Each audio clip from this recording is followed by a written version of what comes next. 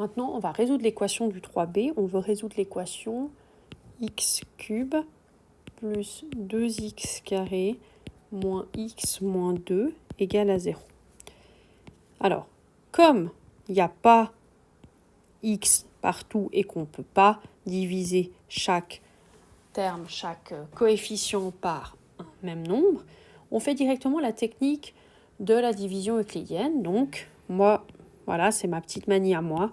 Je mets le f de x comme ça. Et quelle était la technique? C'était la technique du tâtonnement. Donc, on va chercher des solutions parmi les diviseurs de 2.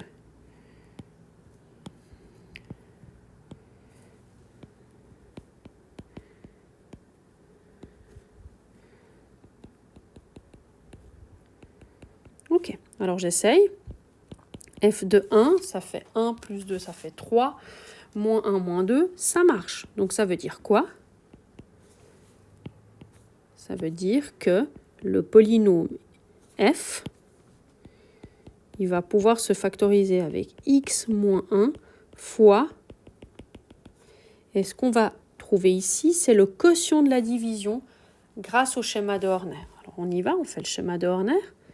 Je fais mon tableau. Ici, je vais mettre les coefficients, donc il y aura 1, 2, moins 1, moins 2. 1, 2, moins 1, moins 2. On va prendre 1. Pourquoi? C'est vraiment le nombre qui est un 0. C'est celui qui est ici. Et on attaque, ça fait 1. On fait fois 1, ça fait 1. L'addition, ça fait 3. Fois 1, 3. Là, ça fait 2. 2, 0, parce que là, il y a bien un moins, même si on ne le voit plus. Et le quotient,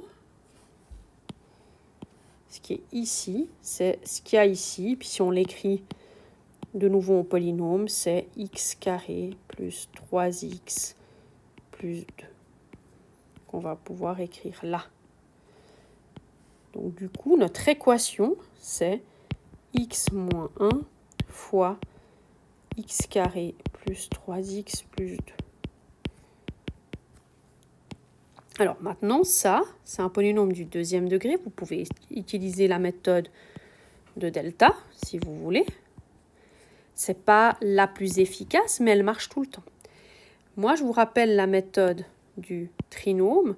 Quand on a x carré, en fait, on cherche deux nombres qui multipliés donnent 2 et additionnés donnent 3.